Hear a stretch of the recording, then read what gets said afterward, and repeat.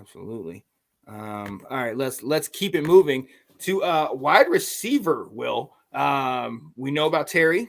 We know about Jahan. Both of them are staying until further notice. Diami is still on there, Yeah. but you saw the free agency with Byron Pringle and Curtis Samuel, and honestly, both of those, I can't honestly say that I could justify keeping them. I mean, Pringle, came with EB and KC, and you know what I've talked to you about going to free agency and getting a Mike Evans or getting some big bodied guy that we had to pay a couple Yeah. extra dollars to. But if we're gonna really go in a direction of let's stretch the field and we need a threat. And Terry, I love him, great guy, but people don't fear him like they fear a Mike Evans. You know what I mean? So that's what I was thinking. What do you think about wide receiver? Yeah, this is going to be really interesting because this is where there's a hole that the fans see that we don't know if the team feels the same way. And with this regime, we have no idea if they want to do the same things that we want to do as fans.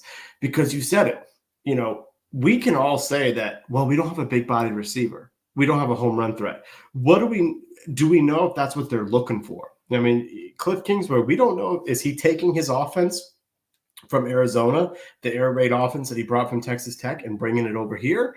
Or is he looking to do something different? Did he learn something at Southern Cal he wants to do? Does he just want to, create his roster in a different way? And so that's what I think is going to be interesting with receiver, because obviously we got Terry. He's a steady person. Jahan, we got to figure a way to get him back to his rookie year. Something happened in year 2 that caused his sophomore slump, but he seems to be too talented of receiver for that to be who he is. So I think we've got two starting points. Diami, as much as I give him some junk, this is a new fresh start for him. It's a new, Bobby Ingram's going to be there as your wide receivers coach, but he's going to be asked to do different things. And so I think Diami's every bit part of your first 4 receivers. He's number 4, but he's a part of it as someone who gets an opportunity he's on the roster. So I'm not getting rid of him. There's some opportunities. Let me start off with in the NFL with some free agents. I would go cheap here. This is where I look at. We actually have a guy that I'd say, hey, bring him back to training camp. I'd love to see it. And that's Jamison Crowder. You and I love this guy. We can't get over the fact that we cut him years ago, but he still made some plays last year. And so I wouldn't mind having Jamison back come on, you want to make the roster? Here's a chance for you to earn it. The other one, I say this every year. He's up in Philadelphia. He came from Atlanta before. He's a UVA product. Olamide Zaccheaus. He's more of a slot guy, so he's not going to take the top off, but he can go ahead and he can make catches when you need it. He's going to be inexpensive, and so he's always someone that I think every year that I'd be like, hey, we should bring it in. Yeah. Where I think there really could be something is in Hollywood Brown.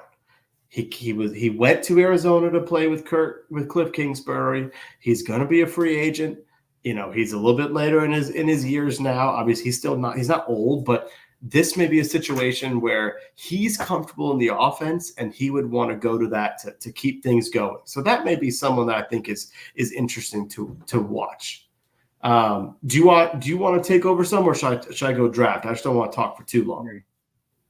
No. Well, I mean, I can actually lead you into the draft because I've had a couple of guys that I actually was talking to you about that are potential, maybe number 3, number 4s down the list.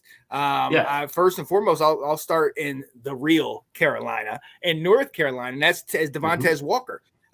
He didn't get the full season because of the whole issue with the eligibility and his transfer in 2 years and everything. But once he got on the field, he showed out, including a game where he had 3 touchdown receptions, one where he had 2. He was electric, and he really came in. Like, once he got in, he was Drake May's number 1 target. And the other guy, I'm going to go to the other Carolina. And I know you've kind of had your questions about this guy, but Xavier Legette, man. I mean, big-bodied guy. He can stretch the field. He knows how to kind of play basketball guy and can catch it and do these things.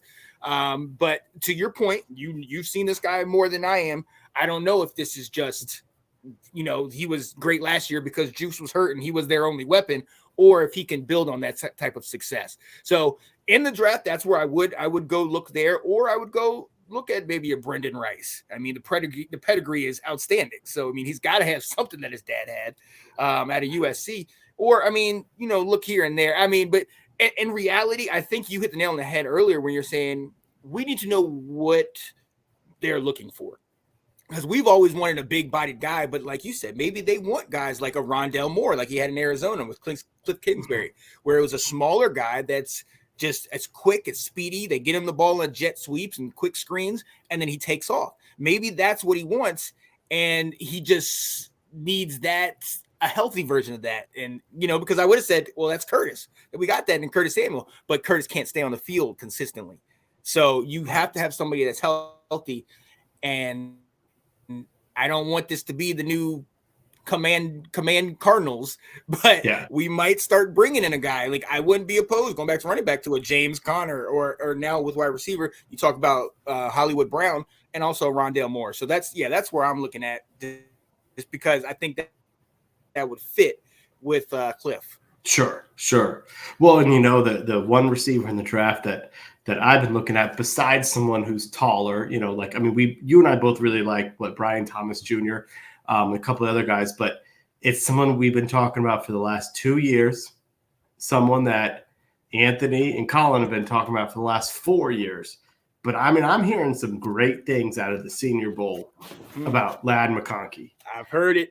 How he's basically uncoverable, you know? And you're talking about trying to get that Wes Welker type in there. You're talking about trying to make sure that we have the, you know, someone who could just catch a first down, move the chains. And if we don't need to get that big time body, I don't know. Ladd McConkey may be someone to pick up. Although that's someone that I would say, hey, 3rd round, 4th round, I would be thrilled to get someone like him. But if he keeps having all this hype, Ladd's not going to drop that far. He's going to get picked up, you know, in the 2nd round or early 3rd, and that may be earlier than what we really need to be spending on a wide receiver to overhaul this roster when we have some additional, you know, bigger moves. Oh, yeah, absolutely. And look, I've heard it too. You and I have talked about it throughout the season. Like, oh, man, Anthony Collin, they keep about this guy, Ladd McConkey. This guy ain't nothing. But when Brock Bowers went down, Ladd McConkey stepped up and showed out. And at the Combine, he's proving that it wasn't a fluke, to your point. I'm eating my words, Anthony. I'm eating my words, because you guys were absolutely right. And I'm eager to see it. I want to see if he can be like a Wes Welker or a Wayne Corbett, or if it's like a Puka. You know what I mean? The guy has ability. I mean, you see some of these routes. These are top-tier corners that are getting left in the dust, you know, by the way he runs his route. So, yeah, I'm definitely on board with that. Dun, dun, dun, dun, dun, dun, dun, dun. Let's go. The Washington Commanders. There it is.